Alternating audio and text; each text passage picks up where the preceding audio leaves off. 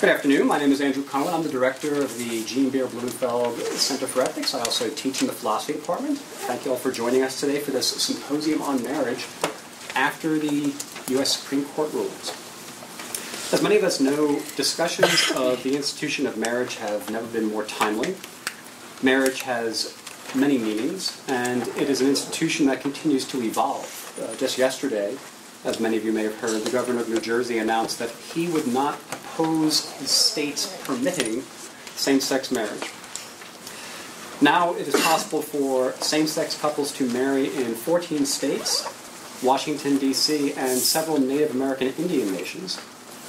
Many developed nations permit the practice as well, but this developing trend alarms many social commentators who worry about undermining the significance of fundamental social institutions. And they also question what role the state ought to have, if any, in recognizing marital unions. Grappling with shifts in marital institutions is important as we confront meanings of equal citizenship, moral standing, and political authority. The recent U.S. Supreme Court decisions, which are likely not the final legal words on the matter, highlight the significance of this controversy, which has multiple legal, religious, and moral dimensions. Today we bring together a panel of 4 distinguished experts who have published and spoken extensively on the history and evolving significance of marital norms. You can read a little about each of them in our brochure for today, which is circulating around.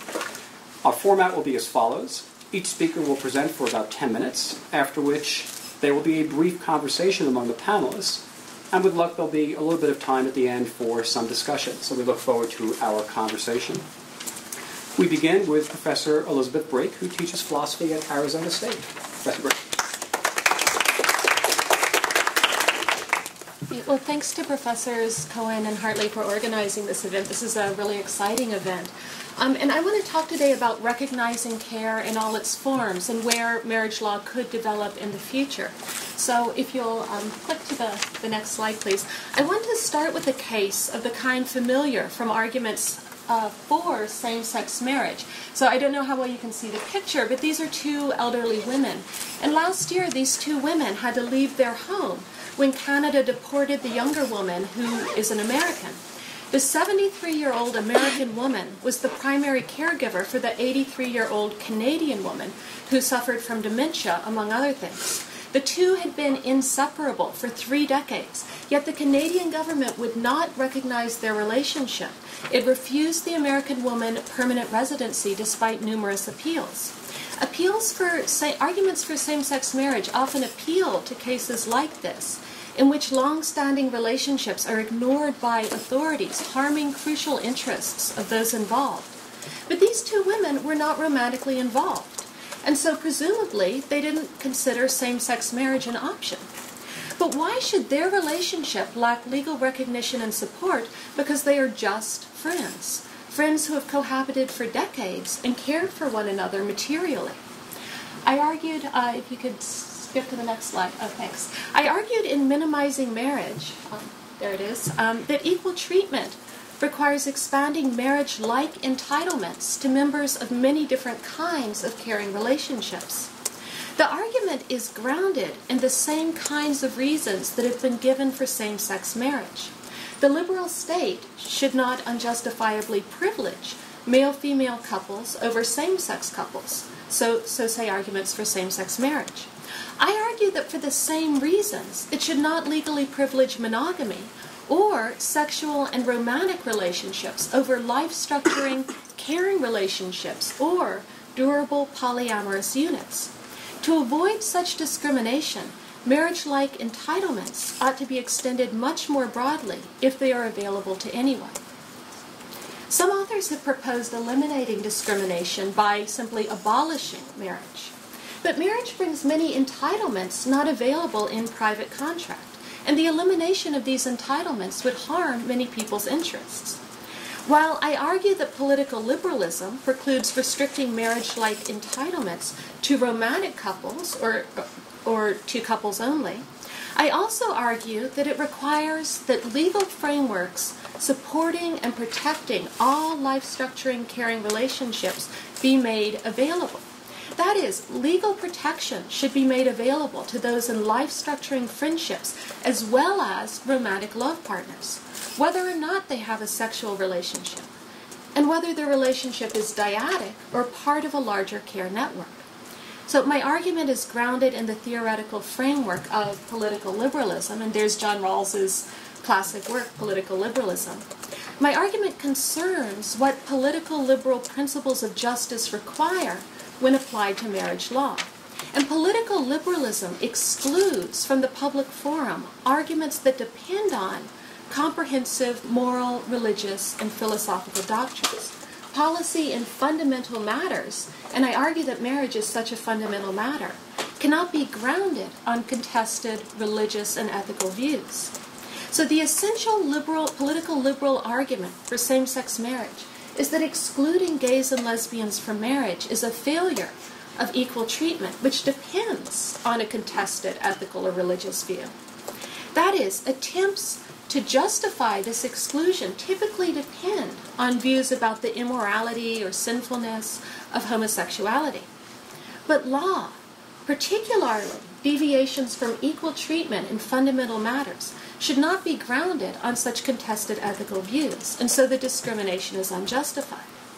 So my point is that even same-sex marriage also involves a failure of equal treatment. If you could go to the next slide, please, which is grounded in contested ethical views. It privileges romantic sexual relationships over non-sexual life-structuring friendships. But many people, like the women in the example, structure their lives for long periods or entirely around non-sexual caring relationships. For these people, friendships play a similar role in their lives and have the same importance as marriages or amorous relationships do for others. But friendships and adult care networks are not eligible for the legal benefits of marriage.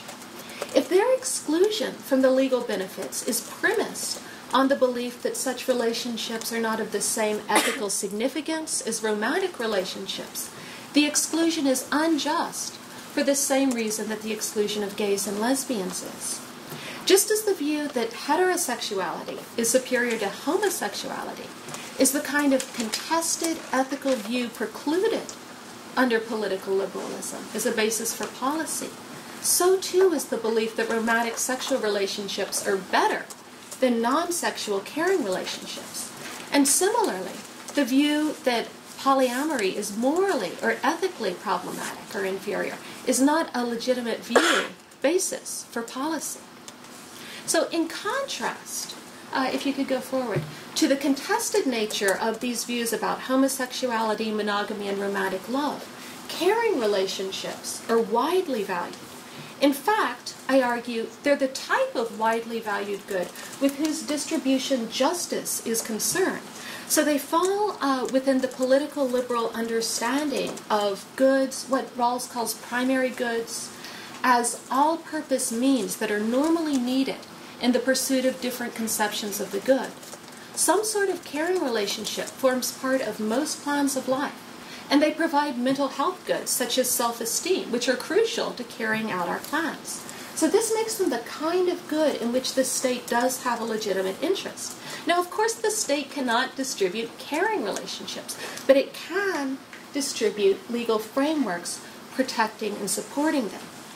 So amongst the bewildering array of entitlements which come with legal marriage, there's a core of entitlements which protect the partner's access to one another and their ability to continue a relationship. So one example is special eligibility for immigration. It allows people to be together and maintain their relationship. Such protections, just those at the core which allow people to continue and maintain a relationship with one another, should be extended to all life-structuring caring relationships unless there is some legitimate reason for differential treatment. Let me quickly address two questions, two objections. So next slide. First, is this marriage that I'm talking about? Am I saying that a group of friends can marry? Second, are there legitimate reasons for discouraging polyamory? So first, my claim is that the best liberal rationale for recognizing marriage also applies to these other relationships. So the point isn't about the definition of marriage, but about why the state should be involved in personal relationships in the first place. So the core legal rights that I'm arguing for needn't be called marriage rights. In fact, calling it marriage might have epistemic or informational costs. It would be confusing. And many people in these positions might not want their relationships to be referred to as marriages. However, if the term marriage is not legally applied to all relationships, it shouldn't be legally applied to any.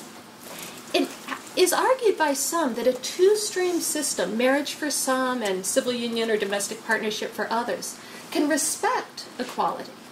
But driving a legal wedge between the two suggests a hierarchy, because the term marriage still connotes a relationship of value, one that's more deserving of respect.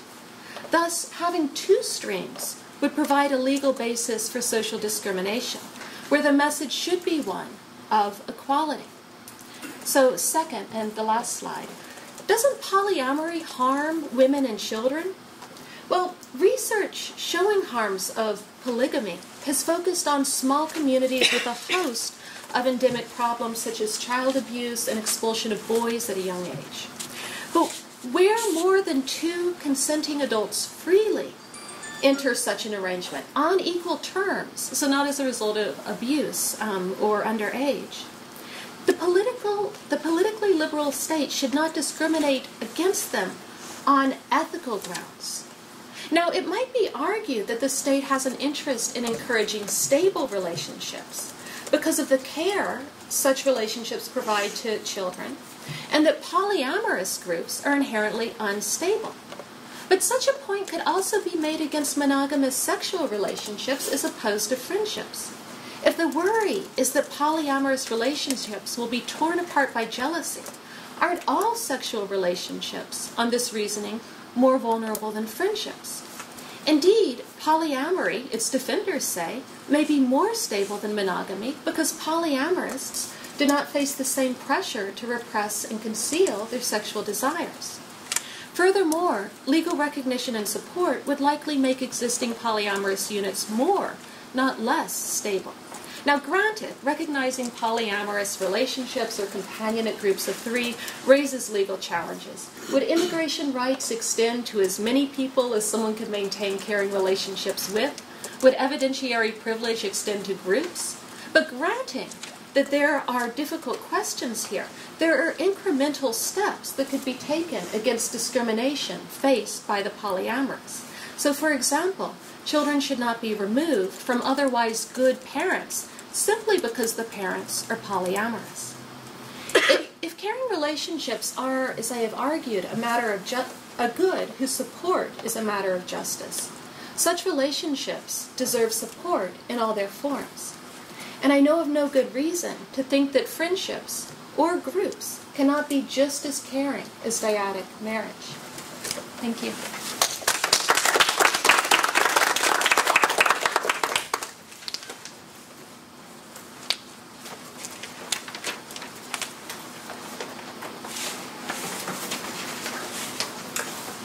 Is that the right one? No.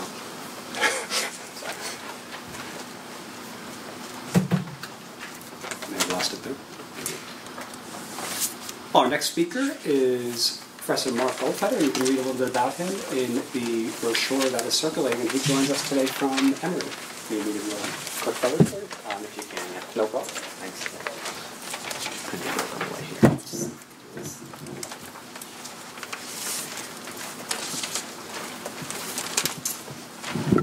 Good afternoon, everyone. First of all, thank you for having us. For the past several years, the issue of marriage and marital forms in particular has been a prominent feature on both the national and international stage, and efforts to lift prohibitions on same-sex marriage have led people on both sides of the political spectrum to comment on monogamy's core institution and to express views on who should be included within it. Now, some participants in this debate have taken the position that marriage, in its traditional form at least, should entirely be abolished or replaced with other less historically, politically, culturally, or religiously affiliated forms of relationship. And some assume that marriage per se offers no inherently redeeming aspects. They call for registration of either caring relationships or personal adult relationships or the like. And others say that regardless whether or not marriage should be washed away, that's where we're headed anyways.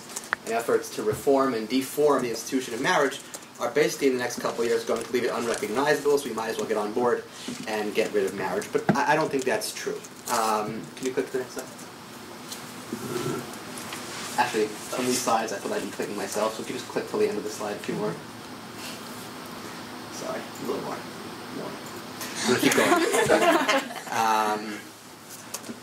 It's hard to put an exact finger on what it is that makes marriage special, but a substantial body of social science literature exists, which makes the statistical case in marriage is in fact a good institution. Specifically, recent studies show that as compared to unmarried couples, even committed, cohabiting, procreational unmarried couples, married adults are less likely to abuse alcohol, less likely to attempt to commit suicide, more likely to amass and transmit greater per capita wealth.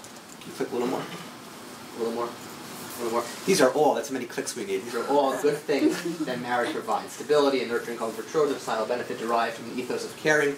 All good things that marriage provides, which social science tells us, for some reason, non-married couples don't have. And so if marriage is good, we have to ask ourselves, what exactly is it about marriage is good? What makes marriage good?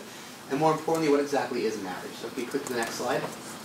Thank you. The dictionary defines marriage as a state of being united to a person of the opposite sex as husband or wife in a consensual and contractual relationship recognized by law. And the more progressive ones have the state of being united to a person of the same sex in a relationship like that of a traditional marriage, which is good, and it's I'm sure it's a technically correct definition, but it really doesn't do very much justice to what's perhaps the most important of societal institutions. As Martha Feynman has observed, there's no singular or universal experience or meaning that comes or that individuals associate with marriage. It can be variously and simultaneously experienced as, among other things, if you just click and keep on clicking, they're all there, perfect.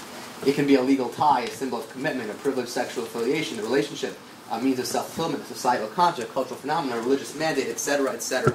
Marriage can mean so many different things to so many different people that it's really actually hard for us to take a look at a definition and say this is what it means to a person. Click to the next slide. From a state as well, it can mean many different things. Institutionally, marriage can be a practical means for the state to keep order, a locus for child rearing and education, a natural repository for dependencies, a mechanism for distributing social goods, etc., etc. Again, it's really hard to determine what it is in marriages, and people get married for all kinds of reasons. Love, for a green card, for procreation, tax benefits, the list goes on. However, many of these things are in fact available without marriage, without the wedded bliss. So we can presume then that many, if not most people who choose to enter into the state of marriage do so because they think that there's a list, a set of goods or benefits that marriage provides, which other relationships will not provide. And so what we're really asking when we say what is marriage is not what is a technical definition, but what are the expectations and assumptions that we as a collective Western society hold on to when we think about marriage. And many players in the marriage debate have asked this question over the last several years, but have gotten sidetracked by focusing on technical norms as opposed to the goals of the marital relationship. So they've given priority to form over function. They talk about what marriage looks like from the outside as opposed to what it should look like, what it provides from within. For instance, they tend to define it by things like DOMA. DOMA defined marriage. Anyone know? What was marriage? Section 2. The Defense of Marriage Act was a legal union between one man and one woman as husband and wife. Very, very descriptive. Doesn't really tell us what marriage does. Instead, I want to focus for a second with you on the functions of marriage and ask what are the goals of marriage that people entering in such a union both expect to get and hope to achieve. What assumptions do people make consciously and subconsciously about the institution of marriage as distinguished from all other relationships, and what role does marriage play that no other status can? I think that's really the question that we want to ask. And so if you were to ask a couple why they're getting married, the expected answer would go something like this. We love each other. We want to share our lives with each other. Pushed a little harder, they might say we want to make a public commitment to each other. But again, if that was true, all you had to do was live together and throw a party. Why do you need that state license? And sure, again, practical reasons do abound. There are 1,096 federal goodies that you get if you're married that you don't get if you're not. And these are all really good, perhaps secondary reasons why people choose to get married. But again, there are ways to do almost all of these things without the wedding license, right? Wills and living trusts can take care of most inheritance issues, medical powers of attorneys, can aid in decision-making situations, own a business together, can help with insurance benefits and taxes. So what we're looking for then is perhaps less of the identifiable, quantifiable privileges and more of the meta-message, what marriage gives people in their lives that they can't get otherwise. And as a starting point, let's return to our original hypothesis. People say they get married because they love each other. And that's probably true. Go to the next slide. Aristotle already talked about the fact that marriage combines the useful with the pleasant. That would be the pleasant side. Over the centuries, Christian writers devoted a lot of thought to the goods and goals of marriage. I'm going to go to the next slide, I'm sorry. Nope, sorry, one back. My bad. Okay, we'll get there. Sorry, most famous probably is St. Augustine, who talked about the three goods: procreation, fidelity, and sacrament. The Protestant formulation of the three goods: mutual love and respect, mutual procreation and children, mutual protection from sin, overlap somewhat. And the Protestants really brought that tradition to the New World and really influenced the way that American family law was structured. And as American family law in particular developed, there also arose this thing called privacy around this important relationship. The presumption was that aside from formal nominal regulation, the state was not going to interfere with the citizen's marriage on any level, which is very different than other formal legal relationships. Right? If you form a corporation, once you fill out that corporate license, the rights and obligations of the relationship are defined and limited in public knowledge. The state can tell you how you're supposed to behave. The actions are predictable and publicly enforceable, as opposed to a marriage where the state says we are not going to get involved. So privacy is really something very special in a marital relationship. And so if we were to pull back and ask ourselves, if we were to separate the claims that religion makes about marriage as an institution rather than as a sacrament, we find the proposition that the marital state is somehow helpful in refining its participant people in ways that members of society can't get otherwise, even if they're in cohabiting relationships. Right? Religion might say this so because the Creator gives certain blessings, but from a more secular perspective, marriage does something, and what it really does is it creates a new entity. It creates literally a new entity, the marital entity, the contours of which can be largely self-defined by the actors and are not going to be touched by the state. But it's not only self-defined, right? Marriage also roots the marital couple or the marital group it gives them a model of identity that's defined in terms of communal norms, which can root the self in a context. So it has two functions. There's a channeling function here, right? It serves an efficiency function because it saves our married couple from having to invent their own language. It saves them that time and space mentally, and it also is an integrative function, which it allows them to find their place as members of society over time. We all understand and know what a marital relationship looks like and it's supposed to do. We all interact with the couple in a specific way. Now, for that intimate commitment to be constitutive of identity requires us to know what that commitment is. And that's really where we get to the heart of why marriage is so important. In our current American society, the idea of marriage, where I know what marriage is, I and my partner, and you know what marriage is, you and society, only exists if the word marriage is there. Other forms of non-marital cohabitation, no matter what, even if they live together formally, in the case of civil unions, domestic partnership, they don't create that same sense of societal shared entity. There are no well-established defaults. There are no deeply rooted communal norms.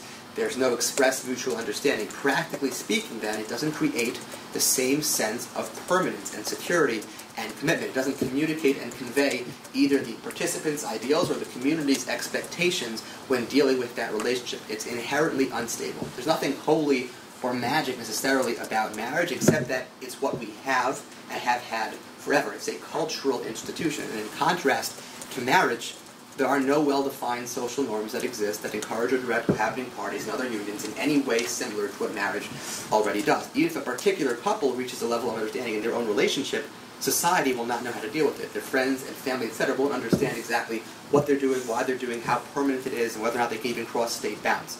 It really disturbs the sense, especially because they're bargaining in the shadow of marriage, which does have these communal norms. At the end of the day, you can't have a separate but equal type here. You lose your master point of reference when you take away the sense of marriage and try to associate it with other things. I don't want to run out of time here, so I'm just going to sort of skip to the next part, which is the follow.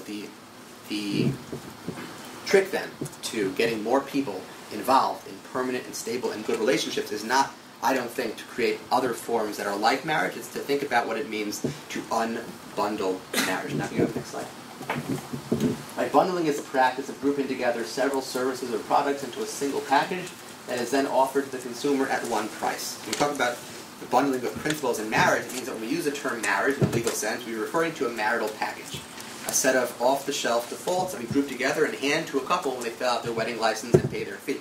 So unbundling, then, in the marital context, means the process of opening up that marital package and selecting the combinations of benefits that we think are really core to the institution, and maybe removing some of the ones that we think are not core. So, for instance, Several states have already experimented with bundling. If you go to the first experiment, the next slide, was Baker v. Vermont. What did Baker v. Vermont really do? The state argued, Baker v. Vermont involved the denial of marriage licenses to 3 same-sex couples, and it's the first time that Vermont established the idea of the civil union. But what it did was actually it unbundled. The state argued that the marital package revolves around offspring, promoting the permanent commitment between couples who have children to ensure that their offspring are considered legitimate and receive ongoing parental support. And the court looked around and said, is that true? Is that what marriage means? And it opened up the marital package and it said, marriage means all of these things, but does it necessarily include the idea of procreation? And it said, well, we allow people who aren't going to have children to get married. We allow older people who can't have children to get married. We never ask people if they're going to have children. Obviously, the court says, this is a non-essential part of the marital package. And so the court says we can strip away the idea of procreation and still have what we think of as marriage and still call it marriage. Then the court got nervous, which I think was a mistake. The court said there's another element which is non-essential, and that is the name marriage. We can call it something else, and will still be the same as if we called it marriage. Now, in dissent, Justice Johnson said that's ridiculous. When we allowed for interracial marriage, we didn't allow for civil unions to be made. It's completely inherently unequal. If you're going to tell us that it's essential to give people the rights of marriage, give them the name marriage. Marriage, she says, is not an unessential branch of the marital package. It's an essential branch. So while procreation is unessential, because you can have a good marriage that we all understand and recognize and deal with both internally and externally without the idea of procreation, you can't have it without the name marriage. And I think really what the Supreme Court is heading towards now is the idea of taking Johnson's dissent and really making it, taking it where it needs to go. But that leads us to the future of family law. Next slide. And I'll end with this. DOMA was repealed. You can click for a second.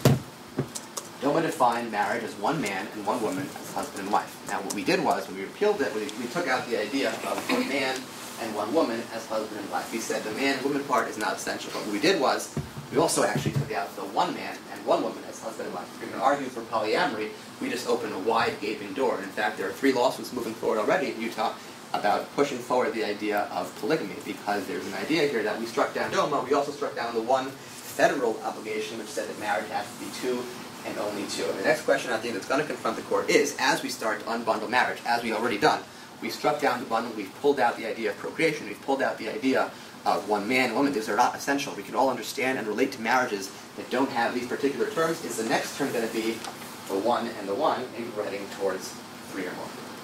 Thanks.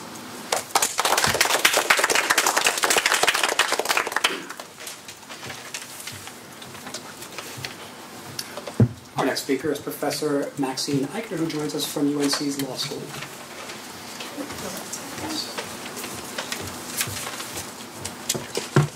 Hi, everybody. I'm glad to be here. Thank you, Andrew and Christy and Claire for setting up this great symposium. I usually talk about the theoretical side of these issues, but just to shake things up today, I thought that I will talk a little more concretely in my role somewhere between political scientist and law professor, and talk about the role of courts and social change here with respect to marriage.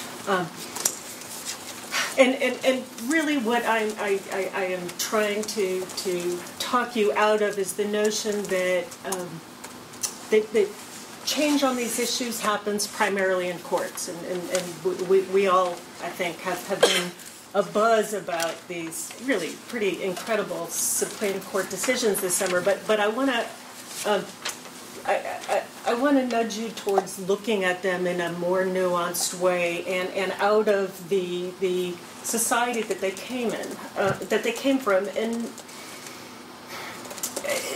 really I think what I'm hoping to do is to say we've got a society in which there are all kinds of checks and balances and all kinds of divisions, and on a hot button issue like same-sex marriage, pretty much every division of power that could speak on this issue really is speaking on this issue.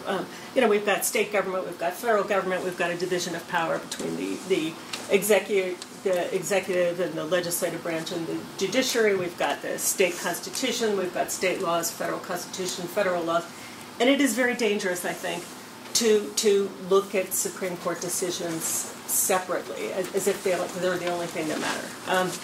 So to make my point, I want to take you through both the beginnings of the same-sex marriage movement in the U.S. and then move and talk about, put in context the Supreme Court decisions we just have, and then think about what's going to happen in the future. You're putting this all in context and moving it out of just the idea that courts by themselves speak and these judicial decisions come out of nowhere.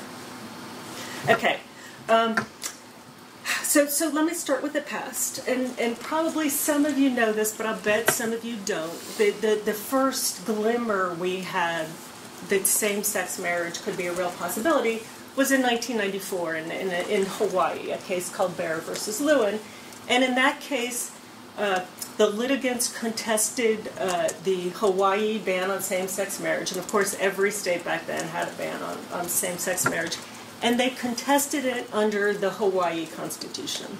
And the reason that they did that was part of a more broadly held strategy by the national LGBT folks who thought it is way too soon, given where the federal courts are, and in particular the federal Supreme Court is, to try to move these issues before federal courts.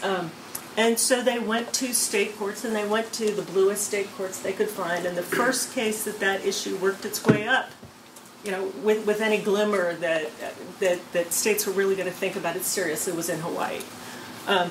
And the Hawaii Supreme Court said that the same-sex marriage ban was constitutionally suspect, and they sent the ban back down to the lower courts to consider it under what we call heightened scrutiny. Which makes it far more likely that the ban would be struck down. So although we would normally think that the Hawaii Supreme Court would have ultimate control over the reading of the Hawaii institution, in fact, that is not what happened. And there was a lot of response to that from different areas. The first thing is Hawaii voters passed a constitutional provision saying that our Hawaii Constitution does not, in fact, ban same-sex marriage. So what they did is they overwrote their more general equal protection provision, which the Hawaii court was saying required same-sex marriage, to say no. When it comes to same-sex marriage, if our legislature wants, our legislature can strike down same-sex marriage, and that is immediately what the legislature did.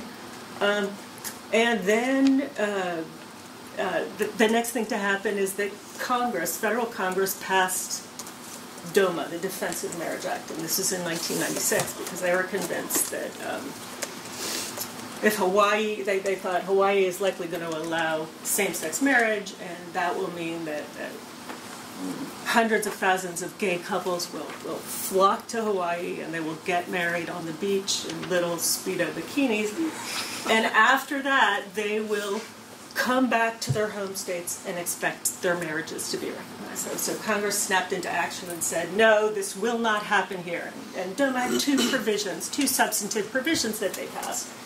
The first said no state has to recognize same-sex marriage that's been celebrated in any other states. That is not the provision that the Supreme Court ruled on this summer. And then the provision that the Supreme Court ruled on this summer said, no matter how states define the issue of marriage, for federal purposes, marriage is going to be defined as between a man and a woman. Okay, so that's what Congress did, and immediately after that, state after state passed what we sometimes call mini-DOMAs. They passed provisions saying that our state is not going to recognize marriages celebrated in other states if those marriages are same-sex marriage. So that's the beginning of this conversation. And as this early conversation continued, we saw the same thing.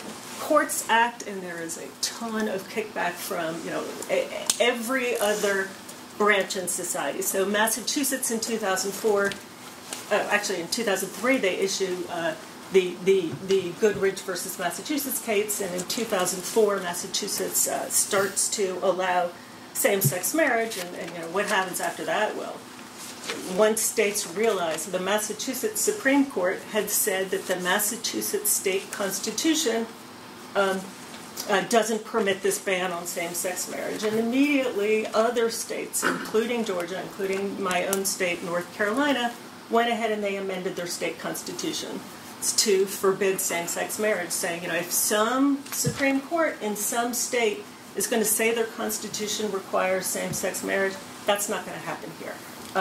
And so we have 31 states at this point that have constitutional bans against same-sex marriage. I think because of that, other even very blue states where these cases were being brought, because of that kickback, just couldn't quite cross the line of saying that the same-sex marriage ban violates the Constitution. And so courts in the next few years, the Washington State Supreme Court and the New Jersey Supreme Court, both of them pretty darn blue courts who were pretty sympathetic to LGBT rights, said, no. You have to state, you have to give them the same rights as marriage, but you don't have to call it marriage. Civil union's okay in those states.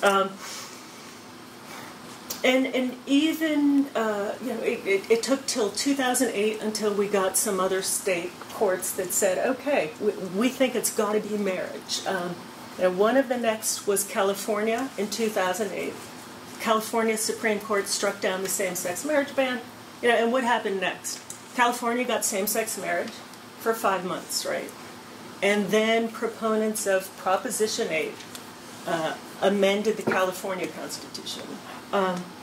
Iowa, the Supreme Court of Iowa unanimously ruled in 2009,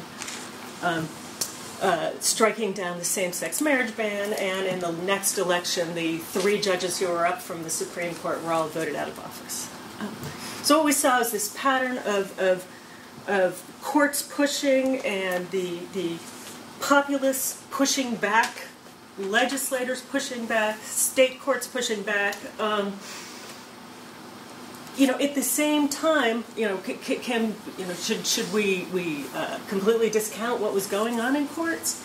No. This is a process of, maybe one way to think about it is halting progress. Two steps forward, 1 step back. And it is clear that to some extent when these states started to allow same-sex marriage, that made the possibility of same-sex marriage become not just kind of some fantasy in the mind of LGBT advocates, but a real reality. And people saw that Massachusetts didn't implode when they started to allow same-sex couples to marry. And then there was, of course, we know Modern Family, Will and Grace, and the public really started to move, slowly, haltingly, but public opinion polls started to show a clear and definite uptake and approval for same-sex marriage. Okay, and let me make one more point before I move on to the future. And that point is that so what we have seen is at first the push came completely from courts and LGBT advocates. Then we started to see some state legislatures moving in and voluntarily passing same-sex marriage without being required to by state Supreme Courts. And finally, in this last set of elections in 2012, we saw something that many of us who were following this issue thought that the day might never come. And that is voters themselves pushed for same-sex marriage. And so by popular vote in Washington and popular vote in Maryland, the voters themselves agreed to institute same-sex marriage. So let me talk about this now in relationship to the Supreme Court. And how are we doing with time, Andrew? I'm good? Okay, good. So the strategy of national LGBT advocates recognizes that courts too are political actors, and that the Supreme Court too is a political actor, and maybe perhaps the most strategic political actor in the bunch. And what they wanted to do is not push the Supreme Court too hard, too early to make bad precedent, as this issue was we sometimes call percolating through courts. And those the national groups thought the time is right to strike down DOMA, to strike down the federal government's involvement in defining marriage, since states usually define marriage. But they were trying pretty hard not to bring to the Supreme Court the issue of whether the federal Equal Protection Clause required states to recognize same-sex marriage. And you'll see the difference there. Requiring states, saying that the Equal Protection Clause spoke on states' issues of same-sex marriage, might mean that all 50 states, depending on how the doctrine was couched, might have to recognize same-sex marriage. And recognize that is pushing the nation pretty hard in terms of social change. So the national LGBT groups brought the DOMA case, but you can't keep people out of the courts. And a kind of group of renegade folks, David Boies and Ted Olson, the two attorneys who litigated, been on opposite sides of the Bush versus Gore case, said, we aren't waiting on this. We think what happened in California is a travesty, and we're going to push the issue of Prop 8 through the courts. And they did. And they got in the Ninth Circuit, the LGBT rights groups came in and said, please, please, please narrow the rationale that you're arguing to the Ninth Circuit, so it won't mean that all 50 states, so the Ninth Circuit won't say all 50 states have to recognize same-sex marriage or it's a violation of the Equal Protection Clause. And indeed, the Ninth Circuit issued a pretty narrow opinion. And because of that, everybody expected that the court was going to take the DOMA case but not review the Ninth Circuit decision on Prop 8. In fact, the court reached out and took them both. It looks like, for those of us who watch the oral arguments and follow these issues, probably what happened is the conservative members of the court decided to take the Prop 8 case and review the Prop 8 case because they thought it's not going to get better for us. This is going to be, if we're ever going to make doctrines saying that in fact the federal Constitution doesn't require same-sex marriage, this is the time to do it. Also, probably they didn't get enough votes on the issue. And the liberal members of the court weren't ready to come out and say the Constitution, the federal Constitution, requires same-sex marriage. And so what we got instead is the court in that case punted. They said we are not going to listen to, we are not going to decide this case, the Prop 8 case, on procedural grounds. And instead they took the DOMA case and issued a ruling that applies specifically to to DOMA itself and only to the federal definition of marriage. With that said, there is no doubt, as Justice Scalia argued vociferously in his dissent, that the language and tenor of the opinion has got real implications for what's going to happen in states in the future. So here we are after the Supreme Court decision. And that conversation is continuing to take place. The national LGBT groups still think it is just too early to push the issue of whether state bans on same-sex marriage violate the federal Constitution. So they have been going back now to state courts to say that the change in federal law means that your state bans have to fall based on the Equal Protection Clause. Now, New Jersey giving civil unions rather than marriage means the couple is recognized as having the rights and benefits of marriage for New Jersey law, but not for federal law. And they've been arguing that's a violation of equal protection. And here another branch of the government has jumped in, and that's the Obama administration, to try to, speaking very strongly and giving marriage rights to same-sex couples as broadly as he could. Really to enter that conversation about how it's important, at this point we can read to give respect to same-sex couples.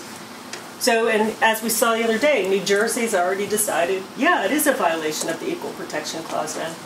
We can expect probably the same to come out of a number of different state courts. In federal courts, most of the cases that are being litigated come a little bit short of asking for same-sex marriage. So there's a case in Michigan and there is a case in North Carolina that are contesting same-sex couples not being able to adopt jointly kids. Now, and both of those implicate something close to marriage rights, but they don't walk right up to that. With that said, once again, the two lawyers litigating the Prop 8 case, Olson and Boyes, have said, once again, we don't care what the national LGBT rights groups think. We think it's appropriate to push the Supreme Court to hear a same-sex marriage case under the federal Constitution, and they have begun to litigate a case in Virginia now that may go very quickly through the courts. My own guess is the Supreme Court is going to try for a while to evade that issue and let this issue percolate a little longer and let the conversation continue. Thank you.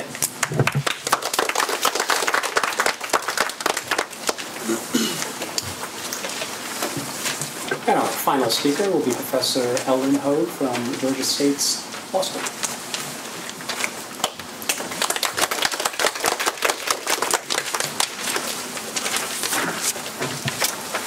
Thank you, Andrew, and thanks for this opportunity to address some of these important issues for you this afternoon. I'm going to pick up right where Maxine Eichner left off and talk a little bit more about the two Supreme Court cases. Everyone, I'm sure, is familiar with them. They were well covered in the press.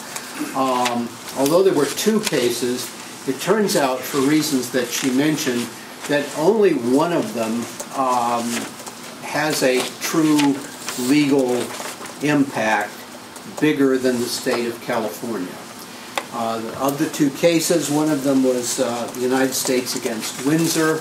And the Windsor case was the case that invalidated Section 3 of the Defense of Marriage Act, the definitional section of the Defense of Marriage Act, a federal law. The other case, the case that David Boies and Ted Olson championed, the Hollingsworth case, ultimately was disposed of by the Supreme Court on technical grounds that had the consequence of erasing any legal importance for the Ninth Circuit holding and leaving only in place a federal district court holding that had struck down Proposition 8. So at the end of the day, all the dust settles and Prop 8 is invalid in California, but the case has no real national resonance, the kind of thing that certainly Boies and Olson hoped for at the beginning. The Windsor case itself has some problems. It's a landmark case in the sense that it says that the federal government cannot pass a definition of marriage that disrespects or denigrates what the states may choose to do in defining marriage as they see fit. In other words, the federal government is bound, in a sense, to defer, in some respects, to a superior state right to define marriage and to define marriage relationships. And they can recognize same-sex marriage, or they could recognize only heterosexual marriage. They could indeed recognize polyamorous marriage if they chose to do so, presumably, though no state has, and that probably might be a stretch, at least where we are culturally today. The Windsor case is troublesome or problematic because it embraces two ideas that are not well reconciled. And these both represent doctrinal ideas that Justice Kennedy, who is the author of the Windsor opinion, has expressed earlier in Supreme Court cases in which he was involved. The either involved or drew upon. One of those cases was the Romer case, a case that came out of Colorado that basically invalidated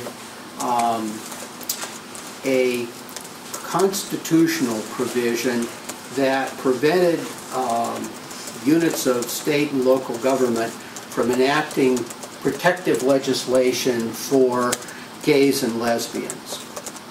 And the rationale behind that was that the law was simply intended to inflict harm. Simply intended to inflict harm by making it more difficult for certain categories of persons in the state of California to secure political rights through the legislative process. There was a supermajority requirement imposed by the Colorado Constitution that meant that in order to get simple protections that you may previously have been able to ask for from the state legislature or from units of local government, City of Denver, City of Boulder, for example, you couldn't do that. You'd have to basically change the Constitution, a big process in any state, generally speaking, and certainly comparatively speaking. Another case that case drew on was a case called Department of Agriculture against Marino, which was the origin of this idea that laws can't simply be adopted for the purpose of hurting an identifiable group. The group there were unmarried people who lived together and got food stamps. It was an if you will, an anti-hippie bill. It passed was enacted during the 1960s and was invalidated in 1973. But this idea now really, after Romer and particularly after Windsor, it sort of gets, it starts out in Marino, the way common law is made in our country by courts. The idea comes along that you can't politically hurt somebody. It gets some additional impetus in Romer. Finally in Windsor, that becomes the sort of paradigm through which Justice Kennedy views what the federal government had done in DOMA, that it was out basically out to get a certain group. The other piece of the Windsor case that I'll mention quickly involves another theme that's very important to Justice Kennedy, and that is the theme of federalism. That what we have in America is a unique social political theory of distributing political power. We give some of that political power to the federal government, but we don't have a unitary government. Instead, we have a system of dual sovereignties, and states are distinct sovereigns with distinct sovereign powers. And one of their historical powers that's long been recognized by the Supreme Court and elsewhere is the state's power to define marriage. And Justice Kennedy spends a good bit of time in his opinion talking about that. So you have two ideas, if you're with me, that circulate in the Windsor case. Idea number one is the federal government can't define marriage in a way that disparages what a state would do. And the other idea is that states have a lot of authority when it comes to defining what marriage is. Not the federal government, but the state government. This leaves us with what I have called in various places a patchwork. Actually, it's a legal minefield of sorts because it allows for disparate treatment of same-sex marriage around the United States. We're not united on the question of what constitutes marriage. And when you move from one state to another, if you are in a same-sex marriage, You may be entitled to federal benefits with respect to marriage, but if you, for example, move to Georgia, your relationship is considered to be void.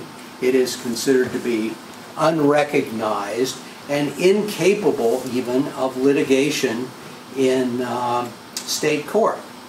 We simply have a non-jurisdictional provision embedded in Georgia law. So you can't go to state court even to try to argue that this should be changed.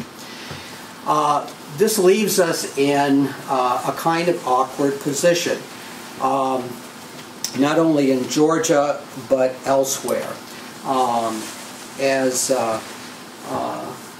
Maxine Eichner told you before, the idea that you wouldn't be able to secure recognition of a relationship in one state because you had moved to another state, and people move a lot in this country, as you may be aware, and we usually think of marriage as being portable, and for all recognized traditional relationships, it is portable. You get married in the Caribbean, you come back to Georgia, you're married.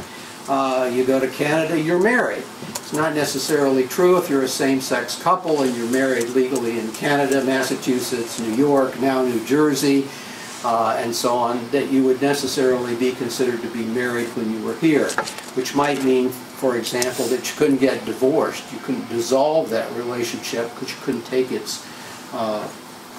it legally to court, which could be complicating. The Hollingsworth case, the case that argued the broader question of the recognition or non-recognition of same-sex marriage on constitutional grounds, because of its very limited nature, has basically turned the issue back to the states until such time as the federal government, probably principally the Supreme Court, adopts an equal protection theory regarding same-sex marriage. Right now, all of the invalidations, I think virtually all of the invalidations of state restrictions on same-sex marriage are based on state constitutions, are based on interpretations of state constitutions. And I'll tell you why that's important in just a second.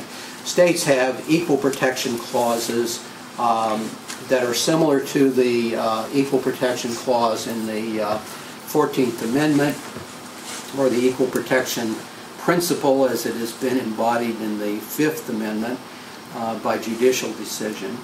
But they aren't always the same. Sometimes state interpretations are broader. The other thing is, though, when a state court decides a case on state grounds, it doesn't go to the U.S. Supreme Court. There is no, we would say, as lawyers, we would say, there is no federal issue involved in the case. And believe it or not, the jurisdiction of the U.S. Supreme Court is limited and does not extend in some kind of plenary way to just anything anybody would want to bring there. It's limited to issues that have some kind of federal or constitutional hook in them, or a question of international law. And so, when a state like New Jersey, for example, has just happened, decides that their own state constitution's equal protection clause invalidates restrictions on same-sex marriage, that's essentially non-reviewable in the federal court system. And that's one reason why Governor Christie threw in the towel. There was, first of all, unanimity on the part of the New Jersey Supreme Court, so it would look like you'd have an uphill battle to argue the case if it eventually got there again. But beyond that, that would be the final word. There would be no federal trip to the Supreme Court to see if you could cobble together 5 votes to go in a different way than the court went in the Windsor case. How much time have I got left? 2 minutes. 2 minutes. 2-minute warning. Okay.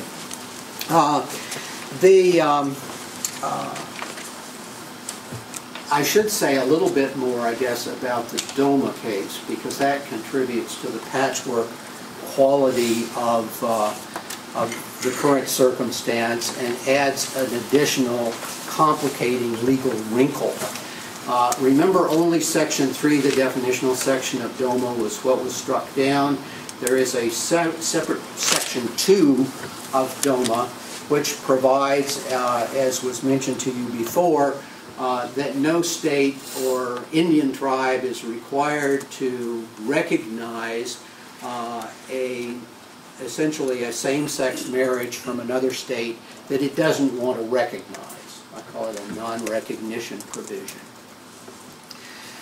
It is doubtful that Section 2 of DOMA is unconstitutional. There are people who argue both sides of that, but that provision of DOMA is based on a provision in the Constitution which allows the Congress to set the terms and conditions for recognition of certain acts and legal findings by sister states. It's part of the provision that regularizes relationships between the states. And it certainly is not vulnerable on any equal protection ground that you could identify. It may be unconstitutional as in excess of Congress's power, but I think probably, at least of the scholarship on that question that I've looked at, the majority of at least scholarly thought is in the other direction. That means that states aren't going to be forced to recognize same-sex marriages if they don't want to. And we have, what, 31 states that have constitutional provisions that cut off a state equal protection argument at the knees. So that isn't going to go anywhere. And so what are we waiting for? Well, what we're waiting for probably is a decision by the U.S. Supreme Court that would say the Equal Protection Clause embraces the right of same-sex persons to marry. And we've already had a reference earlier, I've forgotten who brought this up, to the situation that obtained with miscegenation laws that forbade racial intermarriage. That was struck down in Loving versus Virginia in 1967. I mentioned that because that was the year after I graduated from college. I couldn't believe that a law like that would have survived into what I would consider the beginning of my majority. But anyway, it was a case that was, first of all, based on principally equal protection principles, and it had a nationwide impact. Once Loving was passed, states, regardless of what they thought about interracial marriage, could not regulate it. That was the end of it. There was a paramount federal principle that established that as a fundamental right. Marriage is a fundamental right. And only and until we get to the point where same-sex marriage achieves the same kind of recognition will we achieve what I think most people think we are evolving towards in America today.